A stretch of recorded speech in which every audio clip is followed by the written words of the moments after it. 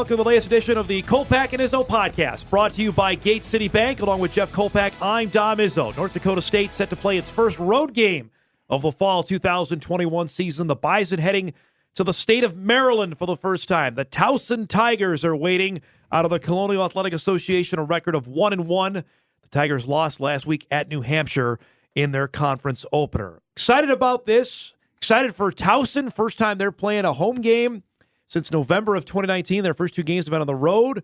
First time with fans. It's the program that didn't even play last year. There's a lot of things we don't know that's going to happen this weekend. There's no information available on Towson. Nobody covers them. There's no writer. There's no newspaper. There's no digital media.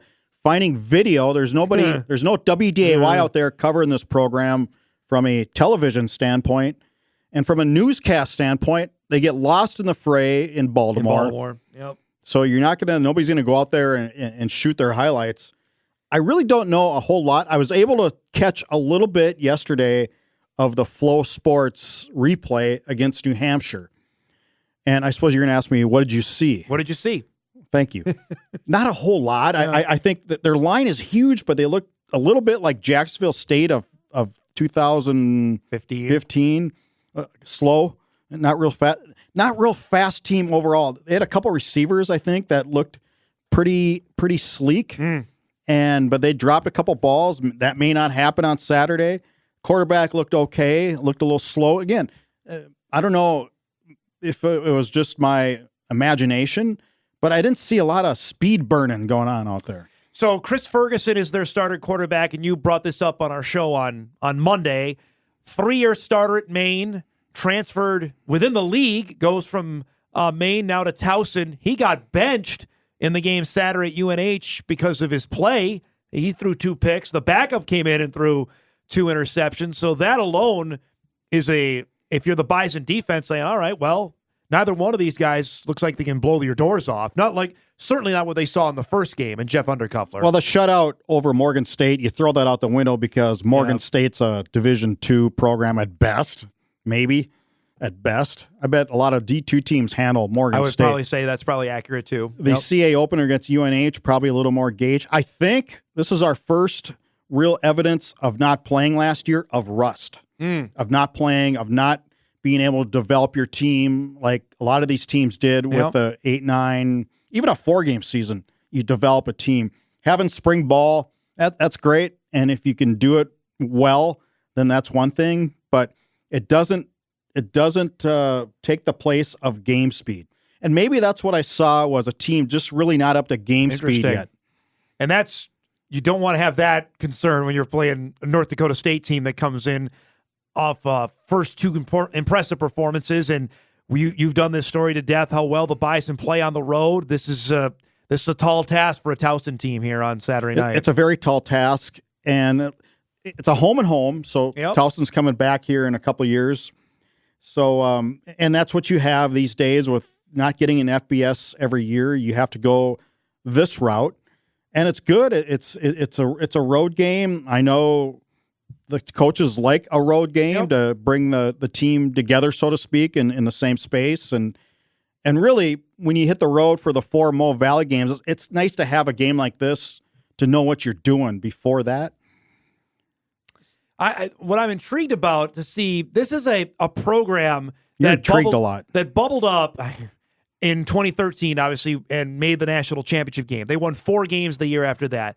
They've slid between 4, 5, 7 wins. They made the playoffs a couple times, but this is not a top-of-the-line CA. They're good in spurts, but they're not consistently at the top with a Delaware, a New Hampshire, and a James Madison at the top of the CAA. No, and if you look at that 2013 team, you had Terrence West. Oh, man. So you had a beast of a back, and they haven't had that guy since. No.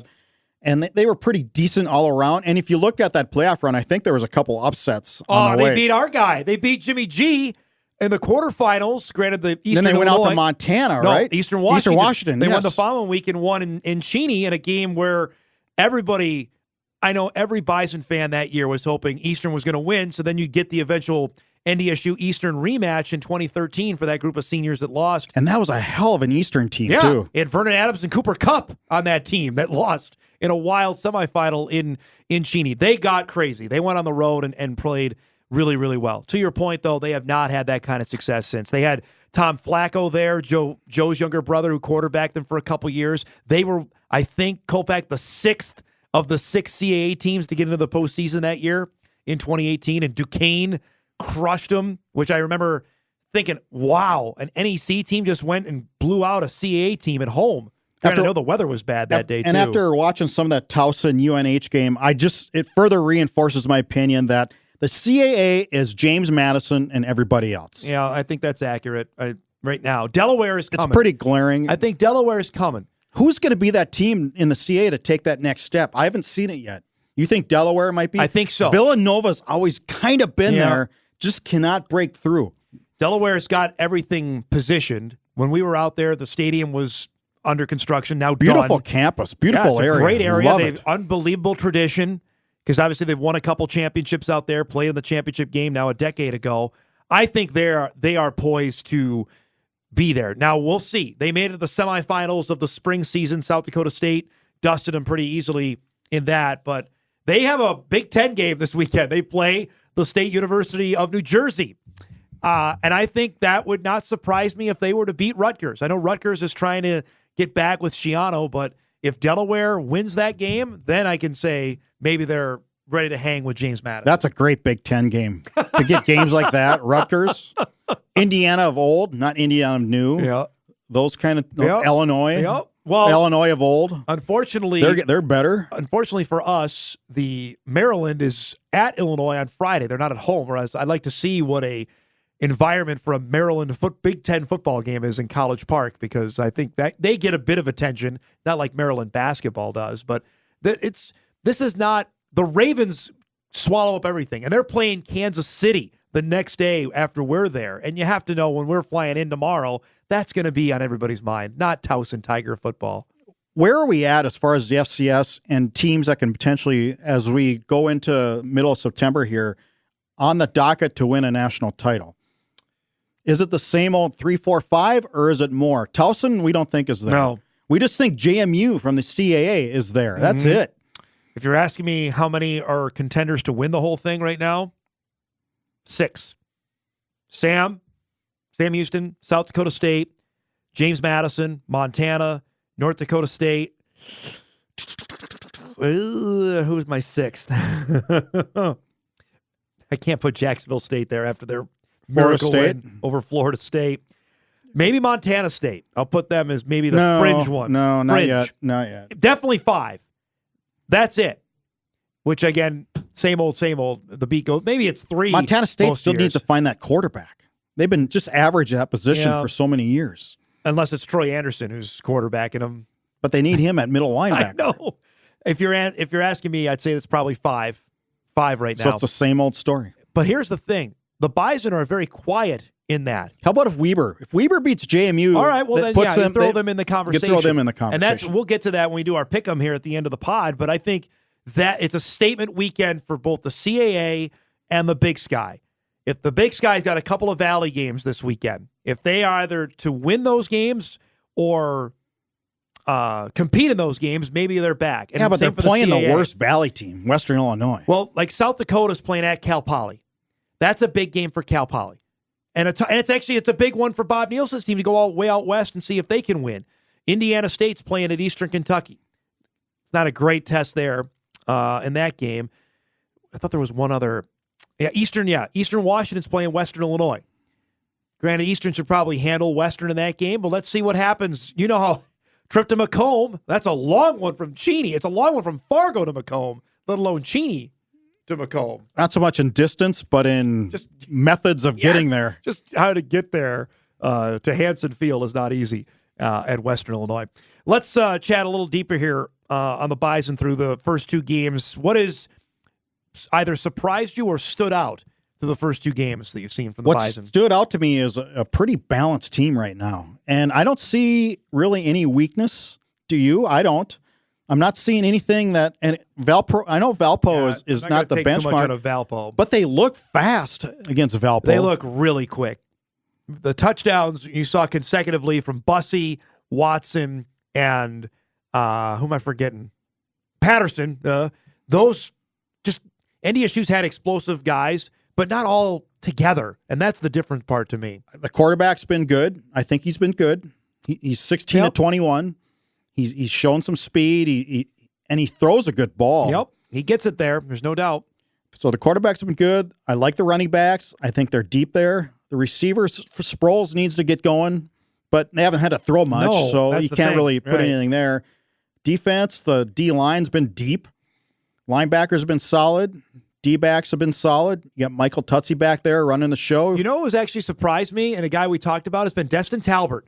Talbert's had a really nice start to the year. Had the pick in the Albany game. He's always been a special teams dynamo, and he showed that again on Saturday. He has really, you want to talk about seniors saving your best year so far through 2 games, it's been that way. And you haven't heard Courtney Eubanks' name, but that's probably good. There's a reason for that. Nobody, the guy's garden isn't open.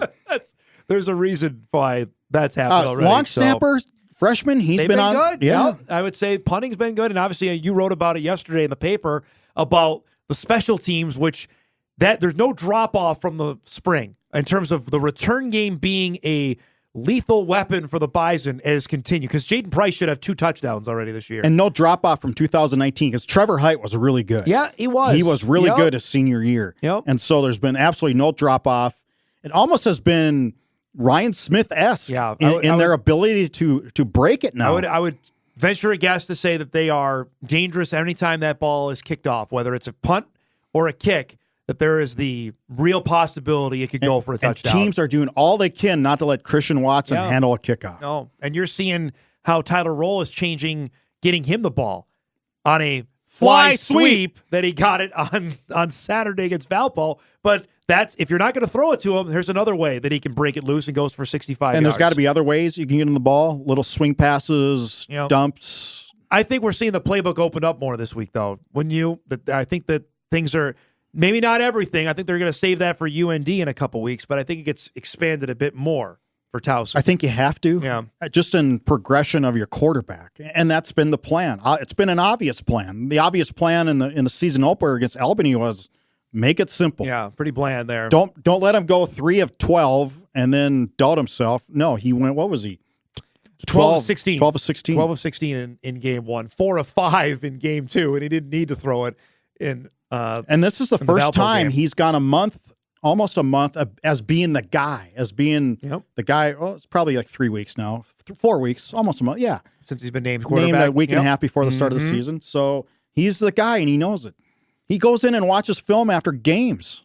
I want to see how they play on the road. They've always been good like this. There's some new guys stepping up into different positions and see how they handle in a new environment. It's one thing to go and play at Western Illinois or SIU or Northern Iowa, but this is a brand new for everybody. I mean, that's what we were talking about when the Bison went to play Delaware a couple years ago. So their season high or average is around 6,000, something like that. What do you anticipate? Well, dude, do you think they'll even need the silent count? I don't think so. The stadium seats about 11,200. I don't think we're going to get there. And they average 6, and that's always inflated a little bit. Yeah, I think it'll probably be around that. What's going on in the Baltimore area? Well, on Saturday? The Ravens is the big thing, and that's on Sunday that everybody's excited about. This is a big weekend for Towson at the school. I think it's either a Hall of Fame weekend or something of that nature that they're celebrating that, and obviously having football back for the first time in a year and a half since they didn't play last year. That they'll bring more people out than normal, and it's North Dakota State. I am intrigued, sorry to use that word again, that there will be plenty of Bison fans on the East Coast, because we know there are out there. There were plenty at Delaware. Yes, that will go to this game on Saturday. I really believe that, especially being at night, too, that there's more opportunity to get to the game. Yeah. How far and you're an East Coast guy, how far, say you live here to here, what's a drivable distance? Oh, gosh. Depending on how much you want to go. I mean, you can go 4 hours, 5 hours. Okay, how far? What's 4 hours north? What's 4 hours south? New York City. Okay, anybody in New York is 4 hours away. You can go that way. South, you can go all the way, to Georgia, Yeah, South Carolina. That's a lot. Yeah. That's a lot of states. Yeah. People just don't understand that when you get out to the East Coast. It's a little bit different on that. Gate City Bank makes a difference every single day. It's just one of the many reasons Gate City Bank was named one of Forbes' World's Best Banks in 2021. Gate City Bank, for a better way of life. Member FDIC. I want to ask you about one of the games we're going to see this weekend. St. Thomas plays at Northern Iowa. St. Thomas won its first game, beating Michigan Tech on the road. Fargo North's own Aiden Carlson scored the touchdown for St. Thomas in this game. This is a massive step up, going from a D2 team now playing a Missouri Valley Conference team. I know you visited a little bit with Glenn Caruso after the win here. This is what they want to do. These are the kind of games they want to schedule to see where they need to get to. It's the old benchmark, isn't it? Yeah. We'll see where we have to go, what's going to have to. And talking to Glenn, one of his assistants was at Iowa State, or one of his former players is at Iowa State, and the feedback from that is they're huge. Talking about Northern Iowa. Yeah. Because they're massive, they're huge. Well, welcome to the Missouri. Everybody's huge. Yeah. Well, their left tackle, Trevor Penning's getting some serious NFL draft talk, which is crazy considering their last left tackle, Spencer Brown, is in the NFL, drafted by the Buffalo Bills right now. So this is what St. Thomas better get used to over the next little bit of playing these kind of games. But that was a good win, and I don't think it's – how long are we going to say before they're dominating the Pioneer League? 2 years? Do you think they will? San Diego's pretty good. I think they're going to be really good. I really think they're going to be good at St. Thomas. I think it's not that far away for what they can, how they can recruit there. Right, let's pump the brakes a little bit. Let's see how the next year goes. I think they're going to be really good at that. What if Northern Iowa wins like 70-0? Oh, I mean, that wouldn't surprise me either, though. That's not. I don't think they will. No, but. I mean, even if they win by 50 points, it's not going to dampen down my expectations of what St. Thomas can do in that league.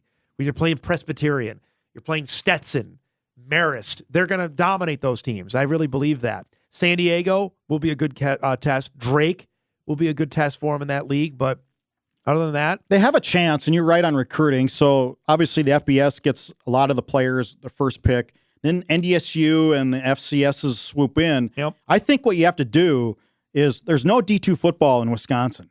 So Wisconsin, there's a lot of players. And I think you have to go that way and go, okay, you got Northern Illinois coming in as a lower-end FBS. You have Illinois State recruits Wisconsin a lot. You got NDSU, obviously, Northern Iowa, all the other UND. But if you're St. Thomas, I think you have to grab a piece of that Wisconsin pie and get these guys before they go D3. Yep. And D3s, by the way, a couple are really good. Obviously, Whitewater. And that's why, because there's no D2. Whitewater sitting there, or Stout or whoever, Platteville, they're all really good Division III schools. And maybe you see a preferred walk-on at NDSU, and you go, well, okay, Jimmy, how about we'll give you a full ride here at St. Thomas. Yep. And I know they're non-scholarship. But they're still scholarship. Yes. Real quick before we get into our pick, I'm sure you saw this story that's circulating that's getting some traction on for the upcoming recruiting classes.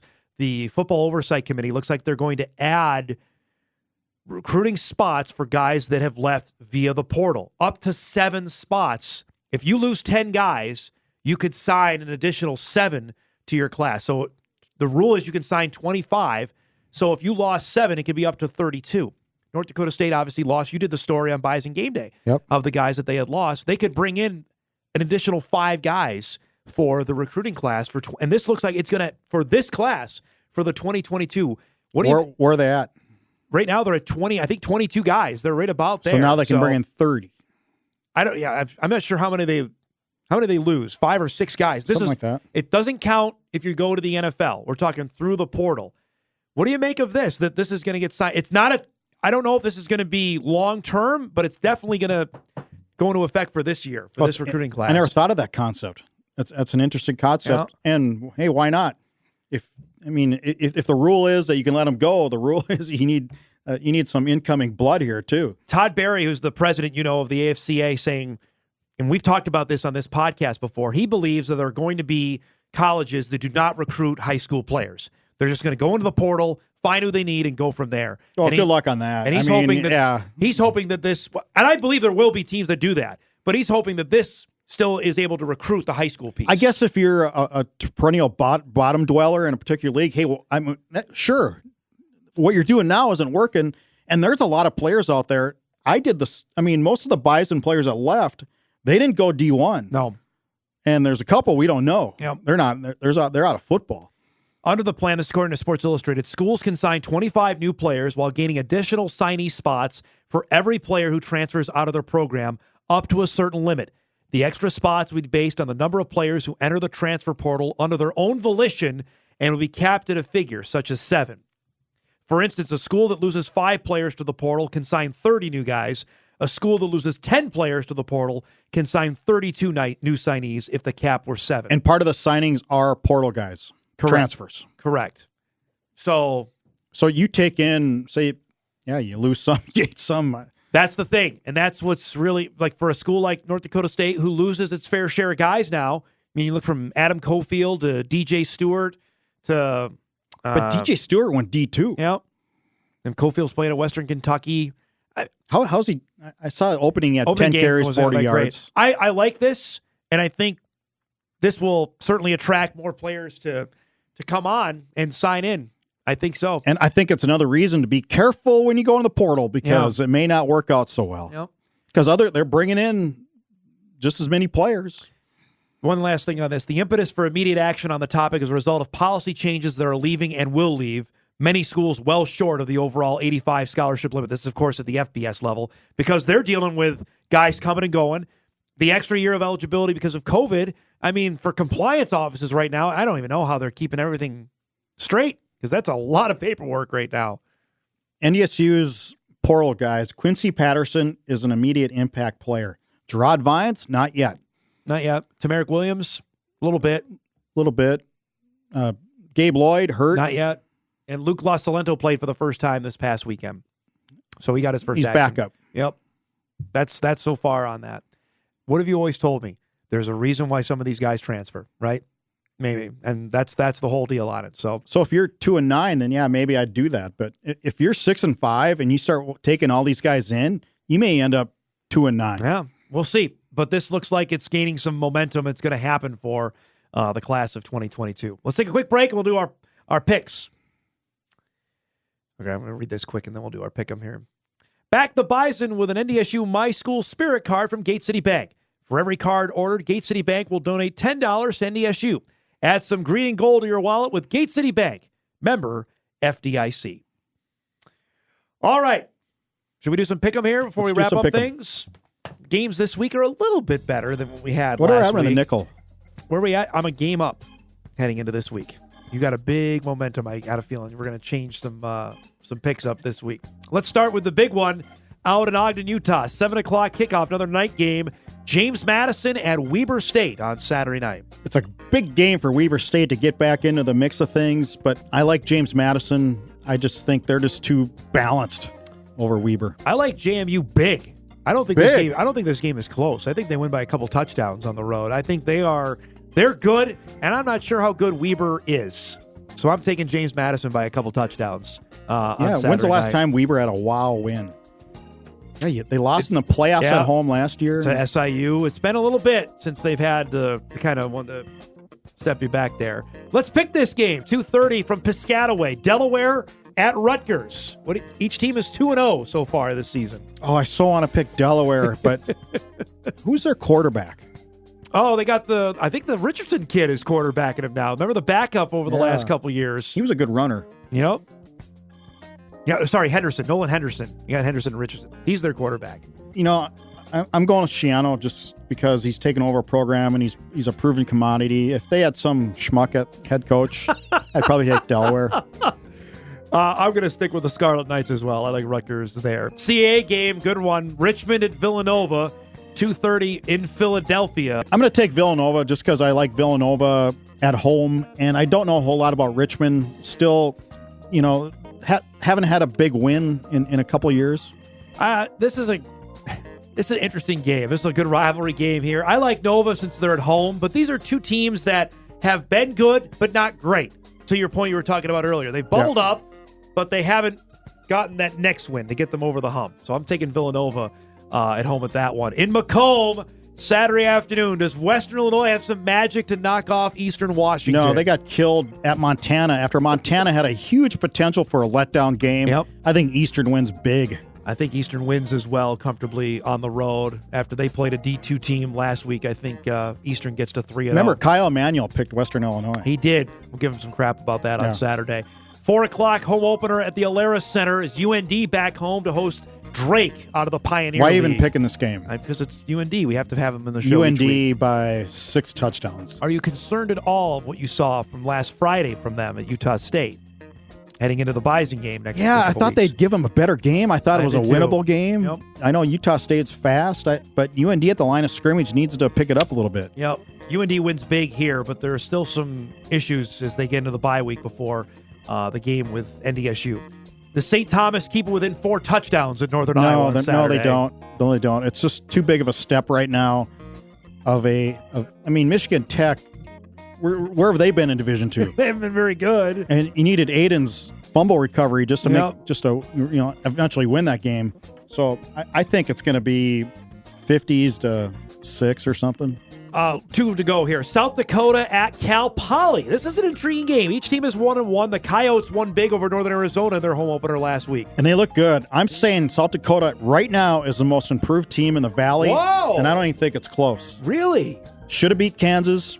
Really handled Northern Arizona. I mean, I saw that first quarter, and I thought they were going to hang 60 on Northern Arizona. Yeah. Tice is a really good running back. The running back out of the state of Kansas. He was big in the KU game. So I'm assuming you got USD then on the road. I got him by a Bo's couple team. Touchdowns. Absolutely. Blowing out Bo Baldwin's team. Holy cow. Don't tell him. I know you and him are buddies, but boy, they were bad last spring, weren't they? Yeah, they weren't all that great.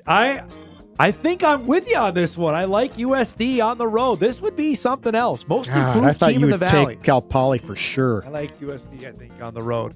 Come on, just take Cal Poly. No, I'm not going to take Cal Poly there. Give me a couple keys here for the game on Saturday night we're going to see between Towson Line of and scrimmage, NDSU. I don't think Towson's real fast and athletic at the line. So look for that to be a difference. Look for Quincy Patterson to continue with the run game. And, the quarterback situation at Towson has not been good. No. But he's a proven guy, so it's a little puzzling. He didn't look real mobile to me. Big. It'll be hard to bring him down. He's big. He's like 235. But I think a Bison pass rush brings – they don't score more than 2 touchdowns. About Towson. I'm going to call another special teams touchdown. I think it happens again, the way the mojo is going. And I think they have a big defensive play, whether it's a fumble recovery or an interception. I think they're ripe for that. This Towson team on offense does not scare me like Undercuffler did. Undercuffler and Mofor presented, I thought, more of a challenge, than this team does. Maybe that doesn't make any sense. Albany's Undercuffler is a good quarterback. Yeah, yes. Mofor's a good running back. It's just the Bison defense was able to get to each of them in that game. I don't see the same out of Towson like I do out of Albany. A reminder, Bison Game Day, Jeff and I will be live in Towson Saturday morning, 10 a.m. on WDAY. I know the game's not on TV. If you've missed the explanation on that, listen to my podcast with Todd Phelps. He was great to explain everything on that. The lawyers did get involved in this, folks. I had people message me.